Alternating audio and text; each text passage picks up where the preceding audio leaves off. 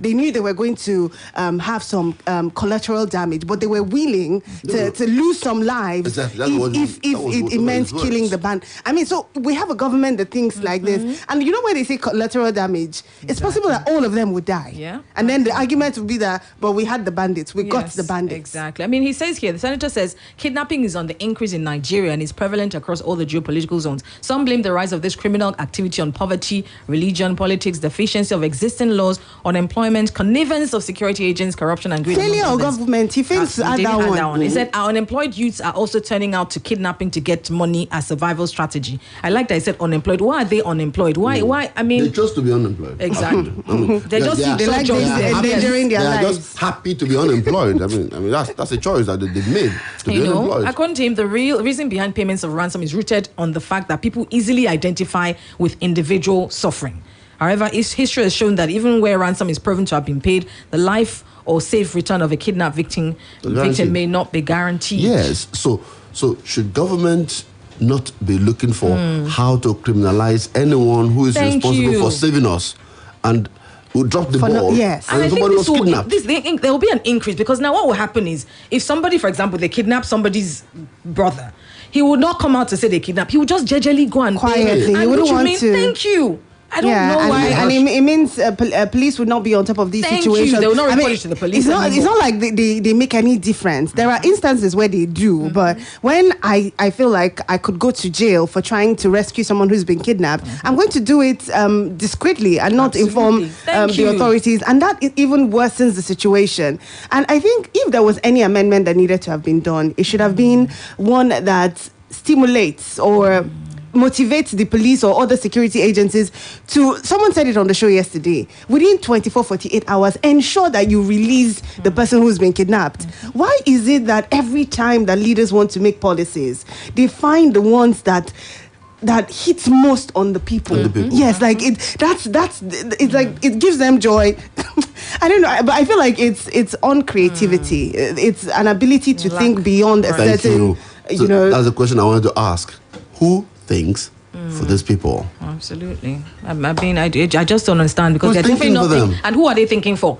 Because that's who's thinking for them, and who are they thinking for? Certainly are not definitely not for the people. Definitely not for you and I. Not for me. Because when they think, for example, if their daughter is kidnapped or son is kidnapped, would they think, to leave their daughters could never be kidnapped? I mean, they have convoys. They have convoys for days.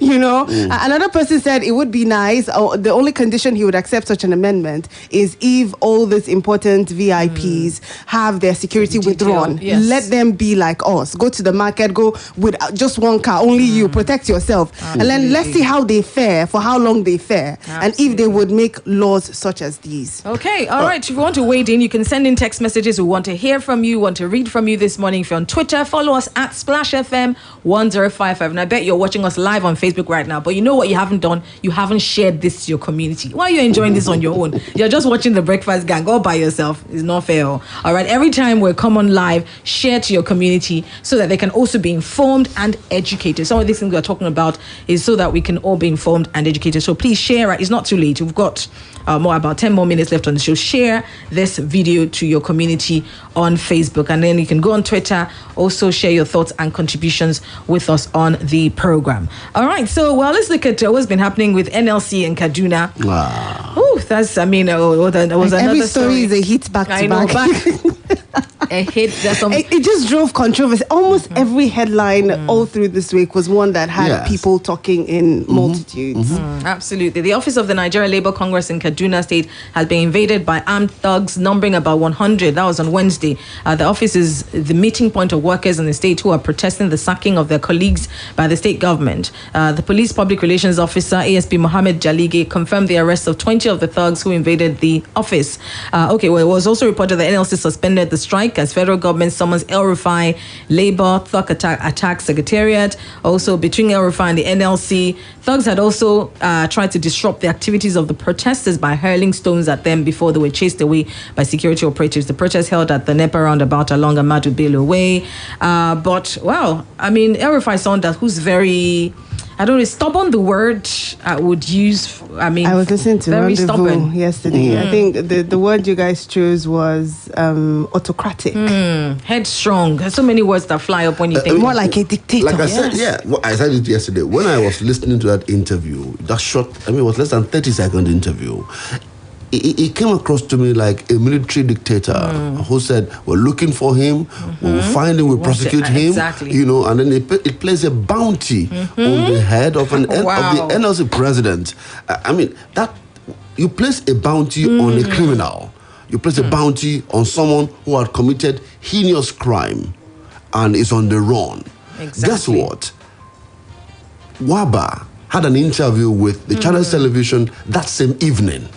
When you place a bounty on him, he was in Kaduna. Of course, I mean, he led the protest even that day. Exactly. So was it the very why next are day? you making such a grand standing? Say, we're looking for him. You're looking for him where? Exactly. Is he He's lost? still on your street. And for me, I feel like he encouraged, because someone could have mobbed him and just thought, there's money on this guy's head. Let's just go and attack him and do. For me, I just felt like it was so emotional. Can I play the devil's advocate? Absolutely. Go ahead. We're here with you. You have to try and see his point of view Don't somehow. come from my head.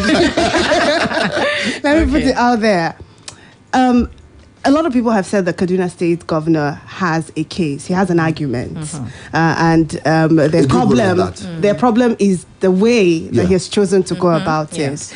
But I'm not that old, but I know that Labour is a stubborn organization on its own. When they have their mind fixed on something, usually they tend to grind in until they get. And this is a man who seems to be in dire need of change. He needs to get things to work. He said that he's spending between 85 and 95% of his FAC allocations just paying salaries. The other 9 million people have nothing. There's an argument there, right? So he knows that perhaps bringing Labour to the table would just be back and forth. They will be doing the dance and time will be going. He wanted to make a decision and start work. Right. And he knew he was going to get this back. Maybe he didn't know the extent to which he was going to get this. Right. But I mean, at the end of the day, if you ask me, he had good intentions. Yes, and I agree, because I think that the civil service everywhere, I think everyone's complained for a long time that it's over bloated. We have people who are just there, who just have this. You have 5 people doing the work that perhaps one person. So we know. But then what are you putting in place as opposed to just stubbornly saying? You see, that's the thing. A lot of people who are following this, the state government put out a statement, and it said apart from making sure that they're going to expedite the payments, they didn't say they are going to get it immediately. But as with people who retire and take years before they get their entitlements, Nasir El-Rufai says he's going to make sure that these people get their entitlements as soon as possible. But there's a catch for those who want to participate in the agricultural and other entrepreneurial skills of the government, that they are going to make it such that they get these monies soon so that they can invest and have alternative means of feeding their families. So I think it is not fair to completely say the government didn't even think about how these people are going to fare, and he's just, he might not have done it the completely right way. Yes. But if you ask me, he had good intentions. Right. And somebody has to take this move. Yes, somebody has to do it. And I also think back to people, it's all back to people not being able to trust the God. If I trust that, this person will have my back and he says that I'll be taken care of, why would people want to be staying in a place when they know that he's promised that? So it's back to what have you put in place for the people to trust you? What have you put in place for the people to be able to say, okay, because this is someone that we know that can be very erratic and can be very stubborn. So, but I think some of these people they just enjoy the fact that even without doing nothing, they are guaranteed a certain amount at the end of the month, and they do not want that to change. And I mean, let's take Ekiti State many years ago when Kairi Fayemi was the governor the first term. I heard that there was time he suggested a test for was it the teachers, and they threatened to shut down the state. He didn't say he was going to fire. Yes. He just said he wanted to put. So there's this resistance. People who are mediocre wanting to occupy and not be threatened in any way. And El-Rufai was bold enough to want to threaten that, and that's why I think I totally agree with that, and I think there's the angle to that. No. I totally agree. It's actually it's coming from me. No, I'm not. But look, I agree with you to the fact that he had good intention. Yes. I agree with you to the fact that he had a case, a very strong case at that. But I do not agree that Labour is insensitive or so stubborn that they will not listen. No. He had done something with the school teachers. He sacked some of them who he found not worthy of the call. And after giving them an examination, it's not like he just sacked them. Heaven did not fall. Yes. Now, giving an examination, finding them redundant was a process, and it happened. Yeah. Nothing happened. Labour did not shut down the state. But they threatened. I mean, there was but tension. Eventually, good reasoning, prevailed, and it happened. And they walked away. Do you know some of those teachers are yet to be paid? Unfortunately, yes. Exactly. I do. Good. I do. Now, if you look at the spending, Kaduna State is number 4 in terms of IGR in Nigeria today. It's competing with Ogun State in about 50 billion naira 2020. Yeah. Now, so in terms of development, can the people say we trust this governor to that point where all that we've made, we're doing well with the money? Now let's come to engagement. Before we get to the point of sacking civil servants, how well has government, not even just Kaduna alone, engaged the civil servants? How well do they look through and say performance rating? Or carry the people along, Or carry them along in terms of what they do. Open the books for them. Let them see everything that they needed to see. Let them know how much your advisors, your commissioners are earning. Why we don't need them or why we need them. Why we need to sack these people. If all these are in the open, I mean, the process, the way by which he went about it was totally and absolutely wrong. Absolutely. He was a leader. Look, let me tell you the fact. He was a leader people should admire. Very decisive. He was ready to take tough decisions. Yes. He was ready to put himself on the line there and take. But the point is, there's a process to everything. Yeah, there's no engagement. There was no engagement in this matter. That's the truth. There was no engagement there. I felt the need to play the devil's advocate because a lot of times when I hear commentary on this issue, Governor Nasir El-Rufai is painted as the person who wants to kill the workers, and he has no. I just wanted for people to see the good side. He's the governor. The buck stops on his table at the end of the day. So, like it or not, he has to make those tough decisions that will make him unpopular with the people. Absolutely. And I'm not 100% in support of all the things that he's done, but I personally think that there's work that needs to be done with our civil service across states and federal government, and people are going to be inconvenienced. Absolutely. And we should begin to, get conversant with this because it will happen. It's just a matter of time. We'll soon be paying for fuel at 400 plus, and the federal government continues to say that we do not have money. And they will look for ways to make cuts. That is guaranteed. So let me say this: this issue of fuel you just mentioned now. Look, whether we like it or not, we're going there. People already are aware. Yes. They're only waiting for us to get there. Yes. And the federal government have been saying it for about 1.5 years now. That's where we're going. So the engagement has started. Exactly. When it eventually happens, it won't be a shock. It will just be a little noise, and then we'll all be quiet.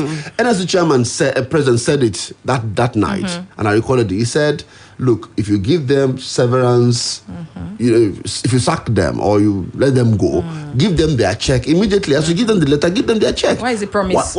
That they're getting as opposed to yes, give them their check, let them go in peace.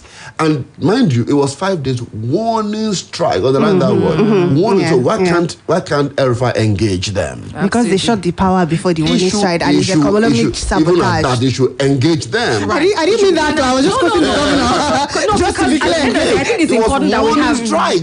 I think it's because it's great. It's important that we're playing both sides, because I mean it's important, because sometimes I feel like Nigerians are not ready for change, because you say they want change, but you don't know that change will come with an inconvenience. So I also believe that argument must be had. Nigerians want streets to be paved, but they don't want to pay tax. So but at the end, so we know, and I think that's what we expected from the Buhari administration. We knew it was going to be a little tough, but we thought tough, but we would see results, benefits, as opposed to just being tough and then we don't see results. I think that some Nigerians are ready for the inconvenience as long as we see results. Yes, I know a lot of Nigerians just want things to be just the way, no traffic lights, so all of us can just be stuck at challenge, abusing each other's father and mother. But if we're going to have order, we're going to have to inconvenience ourselves. And so sometimes I feel like Nigerians want change, but they don't want it at the cost that it will come. So yes, we need someone who's decisive, who's tough, but he has to also have human face, empathy, and he also actually also have the people's I asked the question yesterday. What if we just slept and woke up and found El-Rufai our president? I don't want to say God forbid. Somebody went to die. No, I think Nigeria. Some people argue that that's what we need. That we need someone who will be tough. Imagine the combination of Erufai and Fashola. Erufai the president, Fashola the vice. Okay, let's open phone lines. Right. That enough is mind-boggling. Hello, good morning. What is it? Hello, good morning. Good morning. Hello, good morning. Good morning. Good morning. What's your name, please? I'm Charles from Yamato. All right, Mr. Charles, good to have you here. Go ahead. I don't agree with people that everybody has a case. Does not have a case. It's obvious that he's incompetent. They put him there. There's a reason why he was put there as a governor.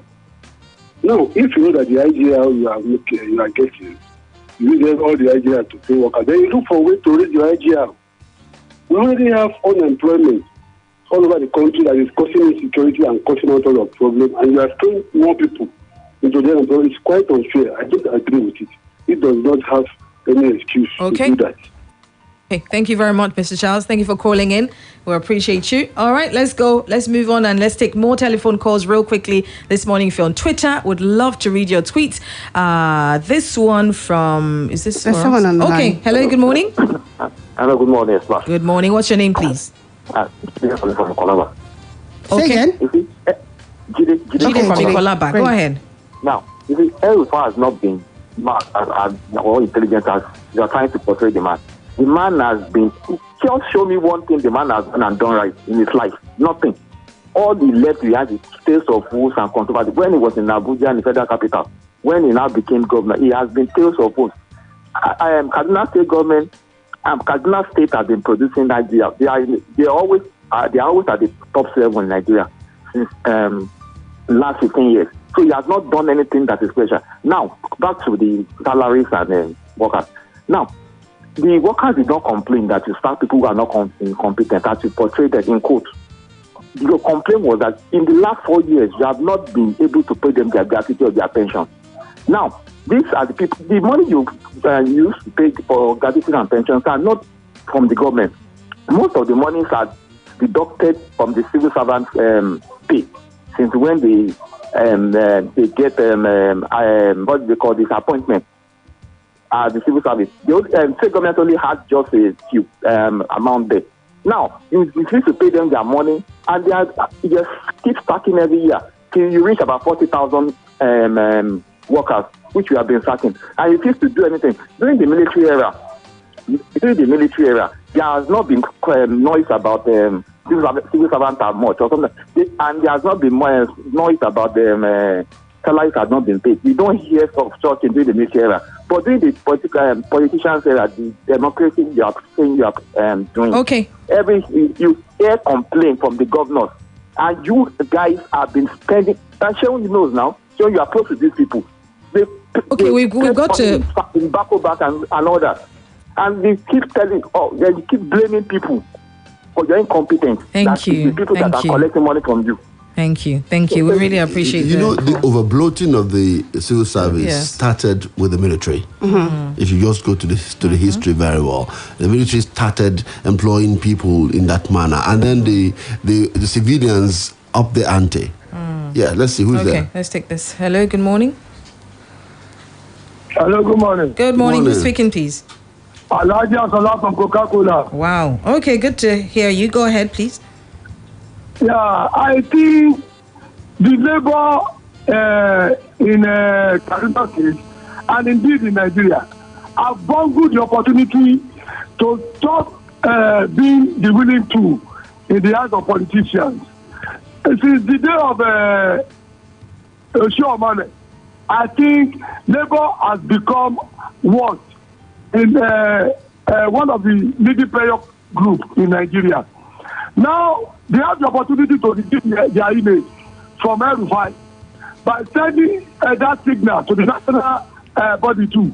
But this 5 days suspended strike has made them a laughing matter, because they should have stood their ground and made sure that they make everything, put everything Erufai on his screen. And then we send a signal to other governors in their various states and indeed the federal government. Okay. So, but now they are bungling, and I know the leadership of NSC will go behind the door to collect something. Thank you very much, Alaji. Thank you. That's a very serious allegation. This text here says, good morning. I personally see those in government as insensitive and cruel with their policies and moves of recent. I let the EFCC focus on corrupt government officials and stop exerting all their energy on these Yahoo boys. In as much as I don't support the vice, in as much as I do not support the vice. Another text here says, good morning. Talking about El-Rufai, I think it caused the murder of some of these young hostages. When the first school students were still in captivity, he said on air that he would not pay ransom for even his son if abducted. You do not make such statements on air, less so when you have your people in captivity. Thank you very much. True, sensitive. Thank you very much. Okay. Hello, good morning. This will be our last call, perhaps. Hello, good morning. Hello, good morning. Good morning. What's your name, please? Yeah, good morning, guys. Okay, good to have you here. Go ahead. Yeah, I mean, about this call before the last caller, we actually think and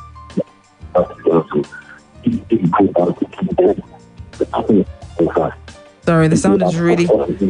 Oh no, sorry, Mr. Sulaiman from Oluwale. The sound is very poor. We couldn't hear you. All right, let's take one last call real quickly. If you can call back real quickly and maybe change your location a little. Okay, we've got somebody here. Hello, good morning. Hello, morning. Good morning. What's your name, please? Happy New Year. Thank you. Same to you. Yeah. I don't know. I don't feel like calling it. This is Mr. Olu. That's just rhetoric.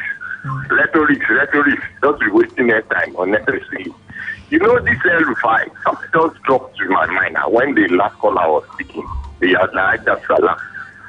see that El-Rufai, when she was responding on, you won't pay ransom on his side. Some of the guy lost it during the Ebola period. Yeah, well, that was accident, really. Maybe the man is trying to take it on the system. I won't say more than that. All right, thank you very much. This is all we can do today anyway on The Breakfast Show. Okay. All right, thank you very much for your calls, for your messages. We appreciate you listening. I know there are so many people who are trying to call in right now, and so many people who are listening don't want to call in, but we know. Unfortunately, we couldn't get to talk about the aid to the Ogun State governor who was arrested in the US for wire fraud. But I mean, it's another reality. And the youths that were clashing in Osun State as well. I know somebody sent a text to say, oh, they should focus on corrupt politicians as opposed to the Yahoo boys. It's a poor argument. Which one do we need? Do we need the Yahoo boys to just continue to destroy our names, and give us bad image? I hear that the gentleman was almost in the National Assembly. He had contested. We discussed yesterday. Yeah. That's why he became the aide to the governor. Okay. So we'll have had, or maybe we even have people like that in the National Assembly. Absolutely. Maybe. Exactly. Okay, this last tweet from Shitu Akim says, whoever is listening and believing in El-Rufai is only adding to Nigeria's problem because it can never be trusted. First, what class is El-Rufai's son here enrolled in a public secondary school now? All right, thank you so much for being a part of The Breakfast Show. I remember when he did that too.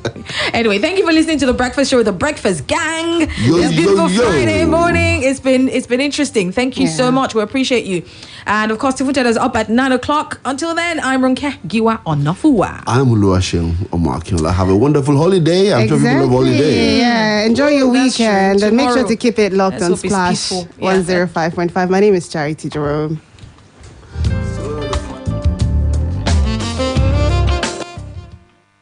Splash FM 105.5.